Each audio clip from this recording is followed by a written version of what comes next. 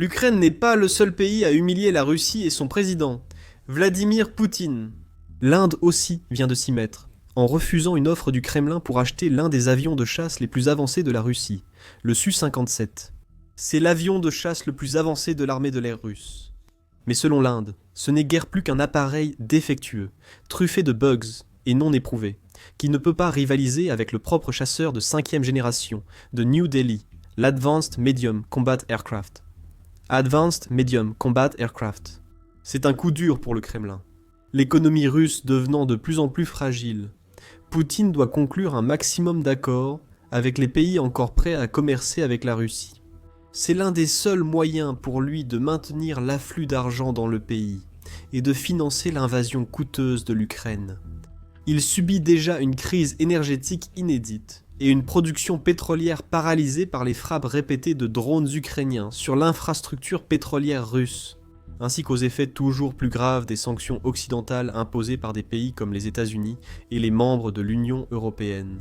Certains fonds continuent d'affluer vers la Russie, principalement grâce à l'Inde et la Chine, devenus les principaux acheteurs de pétrole russe depuis la guerre.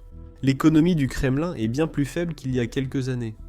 Elle est aussi fortement centrée sur le complexe militaro-industriel, avec Vladimir Poutine qui a récemment consacré près de 40% du budget de l'État aux dépenses de défense et de sécurité pour les prochaines années. Avec tant d'argent dans les affaires militaires, le Kremlin compte vendre ses plus récentes innovations militaires, dont avions de chasse, missiles et systèmes de défense aérienne, à divers clients mondiaux. Il y a juste un problème. Ces pays, comme le reste du monde, ont suivi de près les événements en Ukraine. Ils ont vu comment la soi-disant puissante machine de guerre russe a eu tant de mal à vaincre un adversaire nettement plus petit. Ils ont vu la Russie subir d'immenses pertes, plus d'1 million de victimes et des milliers de chars, véhicules, navires, avions, systèmes de défense aérienne et autres équipements endommagés ou détruits.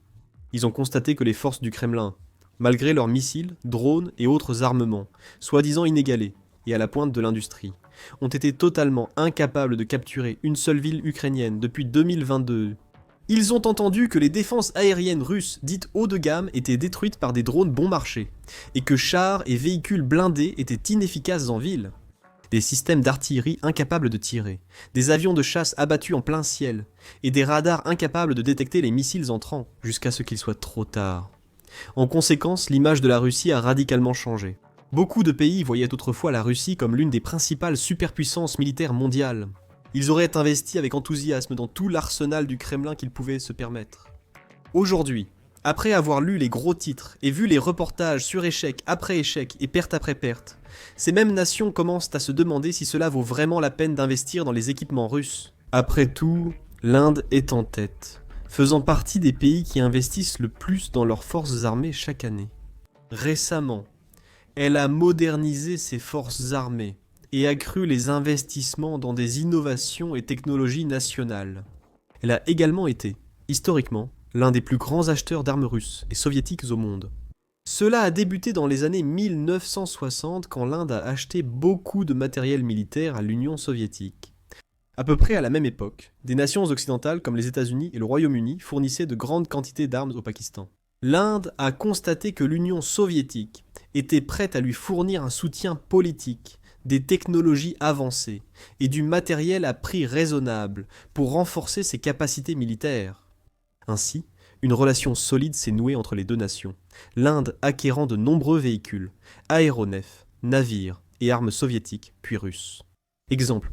Avion de chasse, Mikoyan Gourevitch, 21. Mikoyan Gourevitch, 23. Su-30, MK-I. Avion de transport, Ilyushin, 76 ravitailleurs. Ilyushin, 78 hélicoptères, Mi-17 chars, T-72 et T-90. Des chars de combat principaux, des véhicules de combat d'infanterie. BMP-2, des systèmes de roquettes Smirch, des sous-marins de la classe Kilo, des frégates de la classe Talwa et le système de défense aérienne S-400. À cause de cela, pendant de nombreuses années, on estime que 65 à 85% de tout l'équipement militaire indien provenait soit de la Russie, soit de l'Union soviétique. Cela montre la dépendance de l'Inde envers Moscou au fil des décennies. Les deux pays ont aussi coopéré sur plusieurs projets militaires, tels que le missile BrahMos, aussi appelé PJ-10. Ce missile de croisière supersonique à longue portée, propulsé par ramjet, équipe les forces aux armées indiennes depuis 2007 et peut être lancé depuis navires, avions de chasse, sous-marins ou véhicules, transportés Erector Launcher. Il est le résultat des efforts conjoints de l'Organisation indienne de recherche et de développement pour la défense, Defense Research and Development Organization, et d'un bureau russe de conception de fusées, nommé MPO, Machino Strogenia. La Russie et l'Inde ont également uni leurs forces pour créer un nouveau type de fusil automate Kalachnikov, destiné aux forces armées indiennes, l'automate Kalachnikov 203. Les deux pays ont aussi collaboré un temps sur le programme Avions de chasse de 5e génération russo-indien. Programme FKFA. L'idée derrière cela était de créer un nouveau chasseur de 5e génération pour l'armée de l'air indienne, basé sur le Sukhoi Su-57 russe. Les rapports indiquent que le design final devait inclure plus de 40 améliorations par rapport au Su-57, dont des capteurs avancés, une meilleure mise en réseau et une avionique de combat améliorée. Le chasseur indien aurait été un modèle biplace, avec une place pour le pilote et une autre pour un copilote ou un opérateur des systèmes d'armes. Et les deux pays ont accepté de travailler ensemble en 2007, peu après le succès de leur collaboration sur le BrahMos. Cependant, ce projet n'a pas connu la même facilité ni le succès du BrahMos. De nombreux changements de projet, retards et dépassements de coûts ont été signalés en Russie durant les années 2010. Et en 2017, l'avenir de ce chasseur de 5e génération semblait plus sombre que jamais. Avec l'armée de l'air indienne affirmant que les coûts d'entretien élevés la rendaient réticente à aller plus loin. L'Inde lançait aussi des plans pour produire son avion de chasse de 5e génération, afin de rivaliser avec la Chine, qui avait déployé le Chengdu Jiving cette année-là. Le 20 avril 2018, l'inévitable s'est produit, avec des rapports révélant que l'Inde avait officiellement abandonné le projet. Les responsables ont déclaré qu'ils en avaient tout simplement assez de la lenteur des progrès, et des nombreux retards qu'ils avaient subis jusqu'à présent, et des difficultés à négocier et traiter avec les entrepreneurs russes. Ils ont aussi dit ne pas être satisfaits des capacités du Su-57, censé être la pierre angulaire du projet. Et bien qu'il n'ait pas exclu la possibilité de reprendre le travail sur le projet à un moment donné, ils manifestaient manifestement peu d'intérêt à aller plus loin à ce stade. C'était un moment clé pour la coopération militaire et le commerce entre l'Inde et la Russie. C'était aussi le début d'un changement progressif, désormais plus marqué, de New Delhi qui s'éloigne de Moscou. Elle se concentre sur l'initiative Make in India, visant à concevoir, développer et fabriquer localement des équipements de défense pour renforcer les forces armées indiennes et exporter dans le monde. L'Inde souhaite devenir vendeur en produisant son propre matériel, au lieu d'acheter, et devenir moins dépendante d'autres pays, en particulier de la Russie, qui s'est révélée si instable et imprévisible ces dernières années. Mais la Russie n'a pas simplement permis à l'Inde de se retirer du programme de chasseurs de 5e génération. Moscou a régulièrement tendu la main à New Delhi, multipliant les offres pour la reconquérir. La Russie tente de plus en plus désespérément d'attirer commandes et investissements indiens. En juin de cette année, par exemple, des rapports ont fait état d'une offre absolument stupéfiante de la part de la Russie à l'Inde. Un accès complet et non censuré au code source du chasseur furtif Su-57E. Les ingénieurs militaires et équipes de développement indiennes auraient ainsi pu étudier en détail ce chasseur furtif. Ils auraient ainsi pu tirer des enseignements précieux de son code source et intégrer ensuite leur propre système avionique, capteurs et autres composants électroniques dans la structure du Su-57. Cela aurait aussi permis à l'Inde d'intégrer librement les missiles RR Astra Mark I et 2, ainsi que d'autres armes nationales comme les missiles anti-radar Rudram. De nombreux experts militaires ont reconnu l'offre comme inédite. Et cela montrait aussi à quel point la Russie était désespérée de conclure un accord avec New Delhi. Un responsable de la défense indienne a reconnu « Aucun partenaire occidental ne nous a offert autant d'autonomie ». Mais les jours passaient, et aucun accord officiel n'était formellement annoncé entre les deux pays. Alors la Russie est allée encore plus loin. En juillet, de nouveaux rapports ont révélé que Moscou proposait désormais une offre groupée, incluant le Su-35M ainsi que le Su-57E dans un pack 2 pour 1. On pensait qu'il s'agissait d'une tentative de la dernière chance de Moscou pour obtenir un contrat à long terme avec l'armée de l'air indienne. Moscou assurait que cela apporterait des bénéfices à court et long terme pour New Delhi. À court terme, l'Inde pourrait immédiatement ajouter le Su-35M à l'arsenal de son armée de l'air. Le Su-35 partageant de nombreux points communs avec le Su-30 déjà utilisé par les pilotes indiens, la transition aurait été fluide et simple. À terme, l'Inde pourrait produire en série le Su-57 à l'usine Hindustan Aeronautics Limited de Nashik, dans l'ouest du pays. Le conglomérat de défense russe Rostec et le constructeur aéronautique Sukhoi ont proposé l'accord. Et Rostec a également tenté de rendre l'offre plus attrayante en proposant à l'Inde la possibilité de recevoir ultérieurement des améliorations supplémentaires du moteur, qui offriraient des caractéristiques de furtivité supérieures et une durée de vie prolongée au Su-57 à l'avenir. Malgré la générosité de cette offre, l'Inde n'a montré aucun signe d'acceptation immédiate. De nombreux experts s'interrogent sur la réticence accrue de New Delhi à coopérer avec Moscou et à investir dans la défense du Kremlin, surtout depuis l'augmentation des sanctions contre la Russie. Il semble désormais qu'une décision finale ait été prise, mais ce n'est pas celle espérée par le Kremlin. Le 19 novembre, l'Indian Defense Research Wing, a indiqué que la Russie avait proposé une nouvelle version améliorée du chasseur Su-57. Selon ce rapport, le Kremlin a proposé un accord énorme, qui inclurait le transfert de nombreuses technologies. Et l'accord permettant à l'Inde de lancer la production en série des Su-57 sur son sol.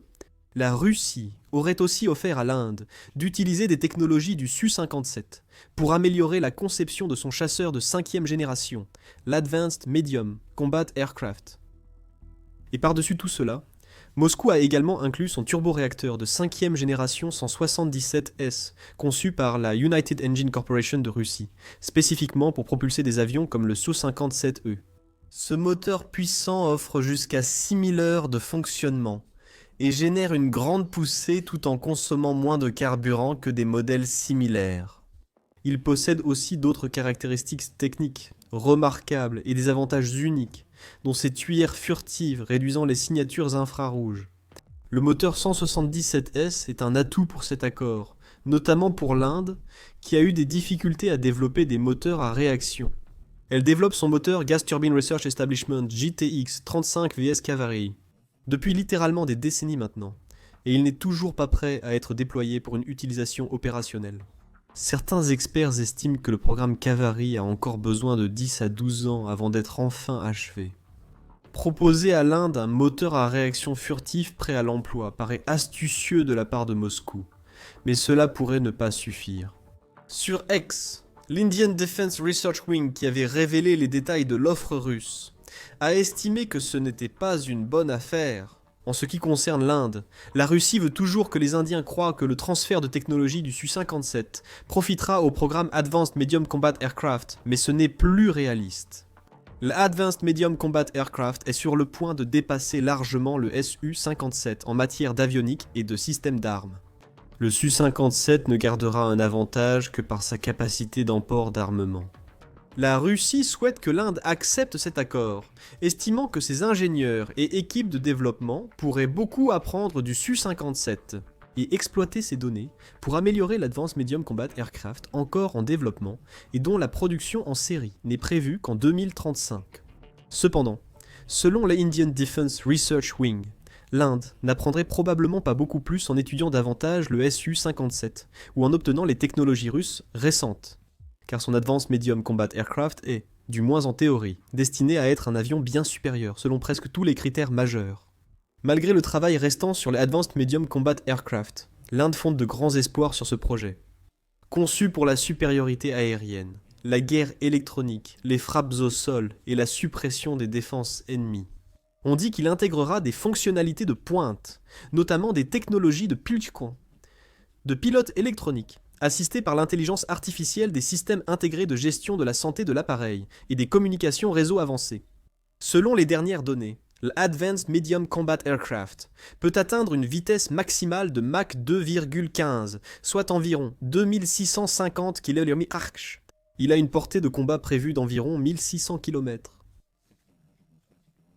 Et sera propulsé par 2 moteurs GEF 414. Avec une charge utile interne maximale pouvant atteindre 1500 kg et une charge utile externe d'environ 7000 kg. L'Advanced Medium Combat Aircraft se distinguera par sa furtivité, son avionique et son agilité avancée une fois achevé. Sa conception comprendra des matériaux absorbant les ondes radar, des soutes à armements internes pour minimiser sa signature radar, l'intégration d'un radar antenna à réseau, à balayage électronique indigène, et une fusion de capteurs assistés par l'intelligence artificielle. Et il disposera à la fois de capacités de supercroisière et de supermaniabilité, lui permettant de maintenir des vitesses de vol supersoniques sans avoir besoin de post-combustion, et d'effectuer des manœuvres aériennes complexes grâce à ses moteurs à poussée vectorielle. Une fois ce chasseur terminé, il devrait pouvoir voler plus vite et plus loin que le Sukhoi 57, tout en apportant également des technologies de furtivité supérieures, ainsi que de nombreuses autres fonctionnalités avancées. Le Sukhoi 57 est déjà achevé et opérationnel, mais il reste difficile de le juger éprouvé au combat. Pendant plus de 3 ans de guerre avec l'Ukraine, la Russie a rarement utilisé ses avions de chasse. Ils n'ont été aperçus que rarement, de façon sporadique, avec seulement quelques rapports vagues des Russes affirmant qu'ils ont été utilisés au début de la guerre. Une courte série d'observations confirmées a suivi en 2024.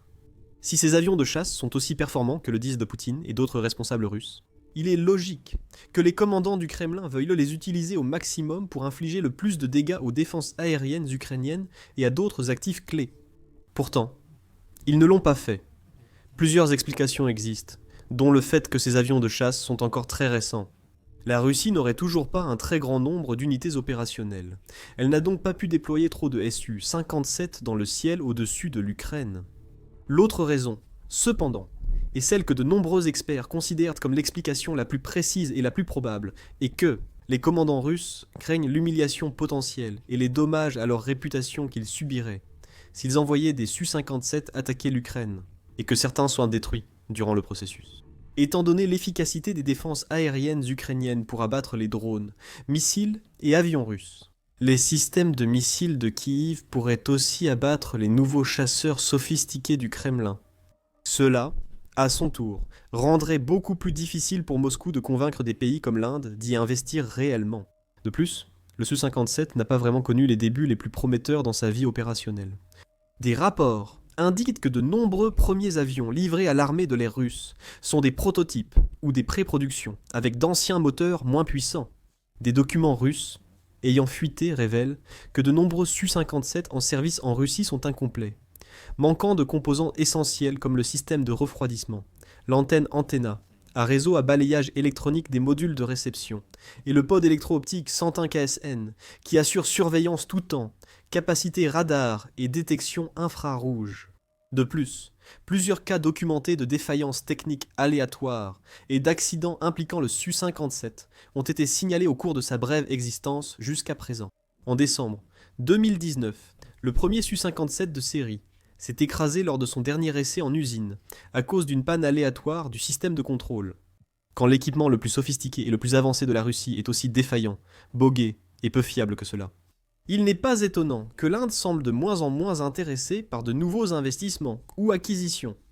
Et ce n'est pas le seul pays à se détourner du matériel militaire russe. En effet, lors du récent salon aéronautique de Dubaï 2025, le président directeur général de Rostec, Sergei Chesimov, a admis que les exportations d'armes de la Russie se sont complètement effondrées, chutant de moitié par rapport à leur niveau d'avant-guerre en 2022. En fait, la situation pourrait être pire que ce qu'admet le président directeur général, car selon la Jamestown Foundation, la Russie n'a vendu que 1 milliard de dollars d'armes en 2024. Cela équivaut à une diminution de 92% par rapport à 2021. Les données du CIPRI montrent une baisse tout aussi spectaculaire de 64% au cours des 5 dernières années. Cela illustre comment de nombreux pays ont abandonné la Russie comme principal fournisseur militaire, préférant traiter ailleurs, ce qui laisse le Kremlin avec moins d'investisseurs et plus de difficultés économiques. Vous pouvez découvrir comment les États-Unis ont aggravé ces problèmes en visionnant cette vidéo sur les dernières sanctions américaines contre la Russie et ses rares alliés.